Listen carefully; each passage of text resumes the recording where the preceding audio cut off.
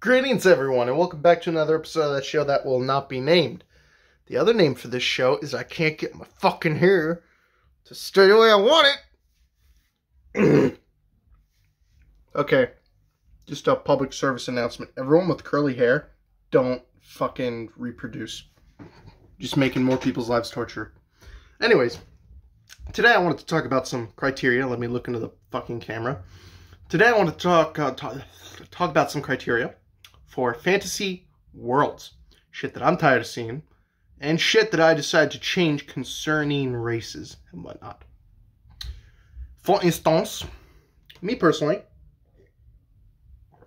in the fantasy stories that I write, because I write short stories, I don't write novels. We don't need any more fucking...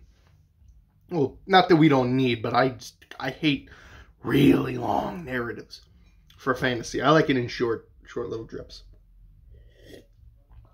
As far as races go, this is something I do, personally. The main race, there aren't humans in my fantasy world. No humans. Tired of humans. Too many humans running around. Instead, the human race that substitutes for them, obviously, is dwarves. Because dwarves are just short people, let's face it. They're humans. Secondly, elves in my fantasy world are fucking extinct because I'm so tired of elves. They're in everything. So anytime anyone's wondering, hey, what happened to the elves in your universe? They're fucking dead. They got wiped out a long ass time ago. Thirdly, there are no orcs. Orcs are used in way too much shit. Way too much shit. They're all over the place. Too many. No orcs.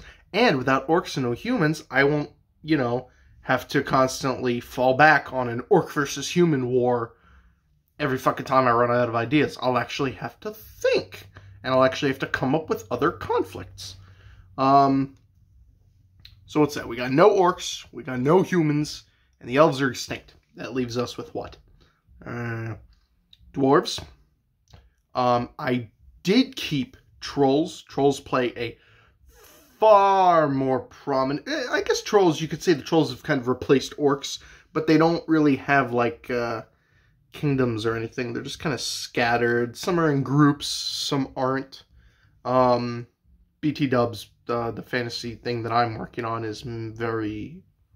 My fantasy stories are way more Norse-inspired. What is it? I have Norns, which is basically taking the fates, the Norns. And the Norns they're just a race of gray-skinned, red-eyed, white-haired humans. See, now, if I gave them pointy ears, then they'd be filling in as elves. But I'm not giving them pointy ears. They got regular ears, just like the dwarves. So those are the Norns. And they're pretty much taking the place of... I guess it's a combo of a human and an elf. I don't know if you want to take it as that light, but I intended them to just be humans with gray skin and red eyes. I just really wanted humans with gray skin, red eyes, white hair, and for it to not be questioned. And BT Dubs, they are northern. They're way north up there in the snowy shit. They actually fight all the frost elves and whatnot. And basically the war that I have going on is the Norns versus the frost elves. Frost elves, fuck me. Frost giants. Frost giants versus Norns. There are no elves. Elves are extinct. They don't exist. I don't believe in them.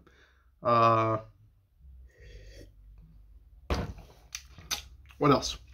I got this really cool story, right? Really cool story. You can tell me how unoriginal it is in the comment section below. But I was thinking about this while I was on the shitter earlier today.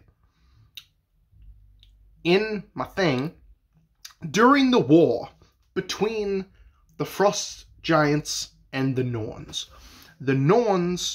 wanted to get the help of this fire warlock named Brindlebarker, I forget the fucking name. It's on my phone, but I'm recording with my phone, so I can't check right now. Basically, he's a fire warlock, Brindlebarker. And he creates 13 enchanted flaming swords known as the Cinderblades. In the battle of the Norns versus the frost giants. I was going to say ice giants for a sec. I almost called them ice giants.